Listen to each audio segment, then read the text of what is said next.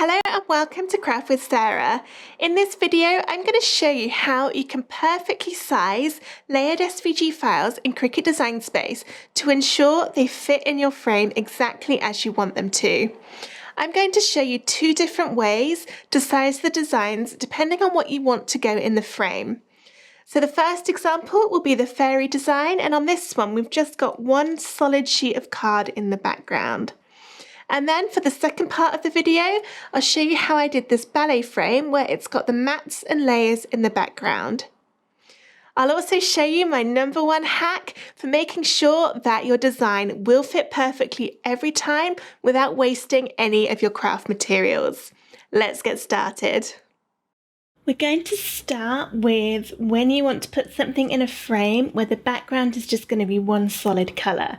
So either a white piece of card or just a matching card colour or pattern that will match your layered design. So here's my box frame. It's from Hobbycraft, which is a craft store in the UK. And I'm going to turn it over and then peel up all of these little tabs so I can take out the back of the frame.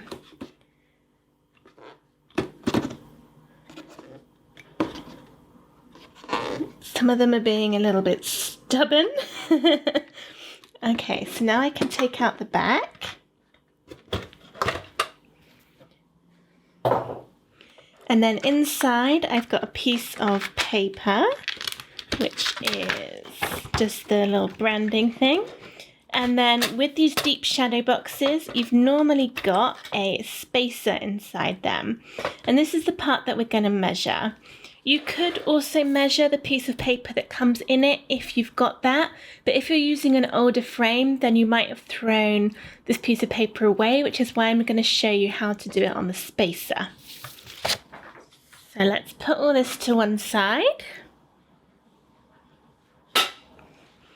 Bring in the spacer, and you want to measure it from one side, so all the way along the edge, all the way across until the other far edge of the wood. So here's my ruler. I'm going to do it in inches. And if you line your ruler up along the bottom, then you can be sure you are doing it straight. So mine comes to just about 8.5 inches. It's actually just a little bit under, but I think 8.5 will be fine. So now I know that this full size is 8.5, I can start thinking about how big I'd want my design in the middle. So I'm just going to place my ruler sort of in the hole and just sort of play about with where I want it to go. And I want this design to fill the space quite well. So from looking at this, I think about 6.5 would be a good size, and then that'll fit nicely inside my 8.5 inches. Bear in mind also that you will lose this little edge. You won't be able to see whatever is over that, and you probably won't be able to see the very closest bits to that spacer when you're looking at your frame from the front, because normally how they work is that the front of the frame sort of overlaps the spacer a bit so it isn't seen.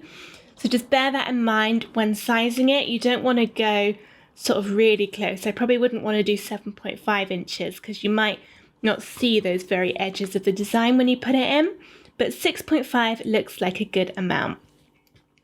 So I'm going to load my design into Design Space, set it to 6.5 inches in width, and then I'll show you my super trick for making sure you're happy with the size before you've cut everything out.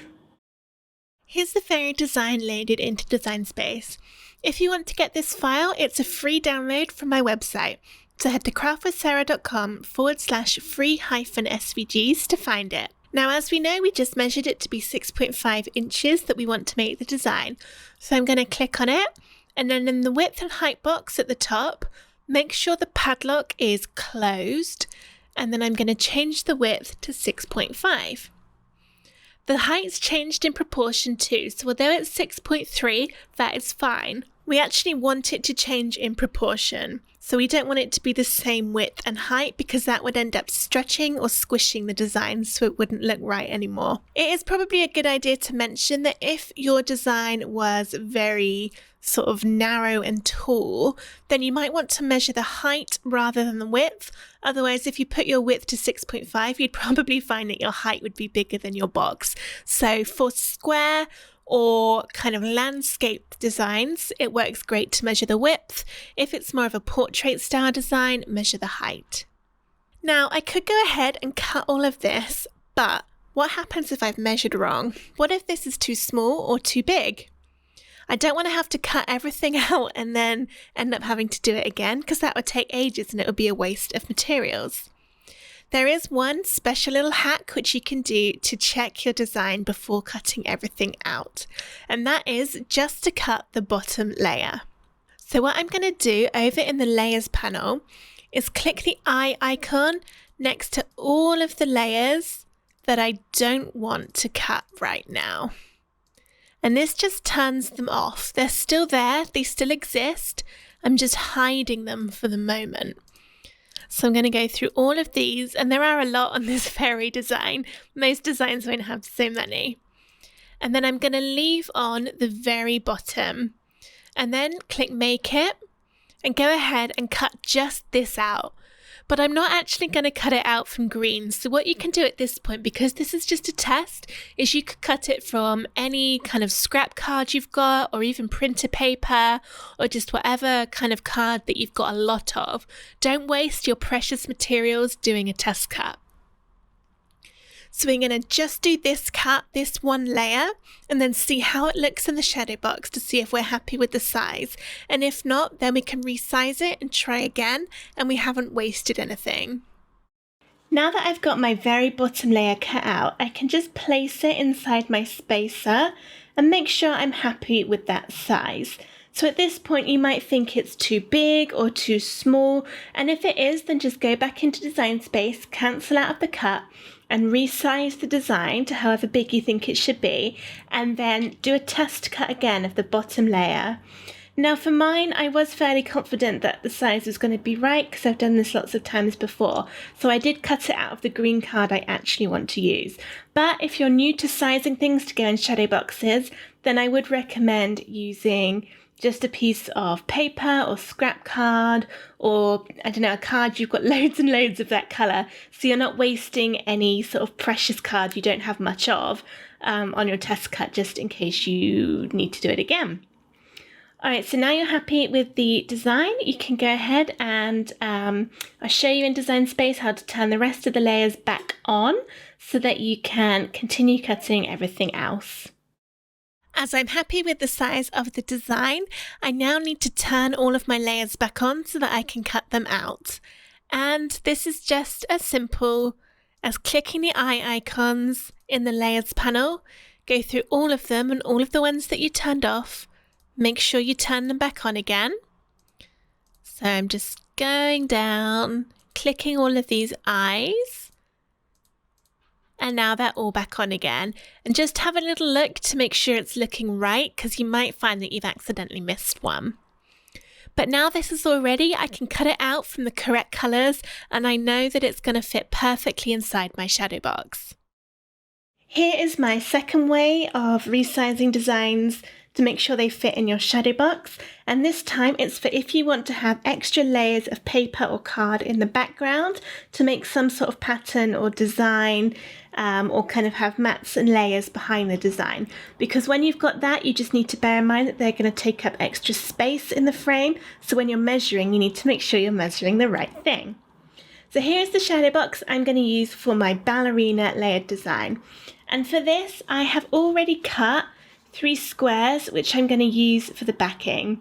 I didn't use my Cricut machine to do this, I just used my paper trimmer, but first what I did to get the size for the biggest piece is exactly what we did before. Now here's my frame, and I just took the spacer out, measured from one side to the other. Just realised I'm not actually in the shot, I'm running out of space. So this one was 9 point, and then a silly amount. So I think I actually did it in centimeters. My cutting, what do you call it? I just said the word. My trimmer, paper trimmer, has centimeters on it as well. So yeah, in centimeters, this comes to just about 25. It's a little bit under. So that's what I used, 25 centimeters square for the biggest sheet of paper. That was this one. And I wanted to make sure that you could see quite a few of these ballerinas around the edge. So I also did 2 more squares. And for this, I just kind of guessed on my paper trimmer how big I'd want them to be. So there they are. The white square is just 1/4 of an inch smaller than the pink one, so it gives that nice pink border. And I like this because it's got enough of the space around the edge that you can really see all the ballerinas on the background. So now that you have your background papers done, it's much easier to then think about how you're going to resize the layered design, because now I know that it has to fit inside this white square. If I'd resized the ballerina first and cut it out and stuck it together and then done the squares here, I'd have to make the squares fit the layered design, and that would have been more difficult, because if I'd have made the layered design too big, then I'd have had to make my squares bigger, so you wouldn't be able to see the ballet dancers around the edge of the paper. Alright, so how to do it? Well, it's very easy. Just like we kind of did on the first go, we're just going to place the ruler and just see how big we want it to go. So I want the ballet dancer to come fairly near the edge of the white, but with a nice white border still around the sides. So I think 6.5 inches will be the perfect width for my ballerina. Now, I'm not going to show you all the Design Space steps again because it's exactly the same. And what I have done is I have cut out this bottom layer just to show you. Again, I've already done it in the colour I'm going to cut it from. So this is, it's going to be a skin layer. So you might want to do it, as I said with the other one, in a piece of scrap paper or printer paper or something first. And you can see that's going to fit really nicely in that square. And then because this is quite a long design, it isn't very tall, it's going to leave me some space at the bottom to add the name of the person this is going to. Now I'm happy with the size of this. I can cut out the rest of the layers, and then when I am done, I will show you how to stick all of this together to actually go into the frame. Here's how all of my frame layers are looking now that the ballerina is cut out and assembled. And to find out how to do this, I have a whole separate video, so you can check it out in the description of this one to see how to put the ballet dancer together. Now it's time to stick these layers, and I'm going to start by putting the white on top of the pink. I'm going to use glue for this because it will give me a bit of wiggle room when I inevitably don't stick it straight, because I'm terrible at that. But you could also use double-sided tape. I'm just going to add my glue. And this glue is fantastic because it doesn't bend or warp the card like some glue can do. Even if you put loads on, it just doesn't seem to affect the card at all. And this glue is called Kalau. I get it on Amazon, and I'll add a link in the description to show you where to find it. And then I've just put it into this teeny tiny bottle, which makes things easier. All right, moment of truth. Can I stick this straight? Just gonna pick it up a bit, so you won't be able to see very well for a while, but it's just a little bit easier for me to see what I'm doing.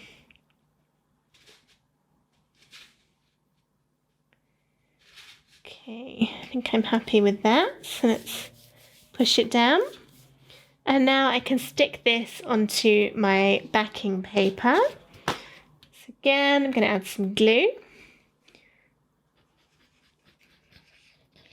All around the edge. And also lots in the middle, because we don't want this to come away from that backing paper when it's in the frame. And it's got all the weight of that ballet dancer sort of on top of it. We don't want that to pull this away from that base card. So again, I'm going to try and stick this in the middle. It's the thing I am absolutely the worst at when it comes to crafting. Just going to pick this up. Sorry you can't see. I've not quite got that straight. Move it about a bit. Okay. I think that's straight. I'll probably look at it in a minute when I'm not sat at this desk and be like, oh no, that's not straight at all. Okay, so now the ballet dancer is ready to be added, and I could just put it in the middle and it'll look really nice, or because there's quite a lot of space, if she goes closer to the top, I'm actually going to add the name of the little girl under the bottom. I'm not going to show you how to do that because I've got it in another video, which is my dog frame video using my mandala dogs. Again, I'll drop the link to that in the description if you want to see that. So we're just going to pretend I've already added the name there, and I will just stick this on the top. So let's add glue. I want to make sure there's a lot of glue on here so this has a really, really good stick. I do not want it falling off. And this glue is actually really quite good at sticking. That sounds silly, but you know, some glues, they're just not that sticky. This one is. That probably didn't make any sense. So I'm just going to position my little ballerina near the top so I've got room to add that name. Make sure she's in the middle, kind of horizontally. There we go. So I'm just going to push down gently. I do not want to smush any of that glue outside of the card.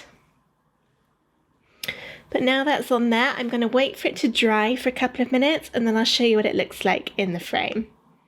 I hope you enjoyed this video on how to perfectly resize your layered SVGs to fit inside your shadow boxes or photo frames.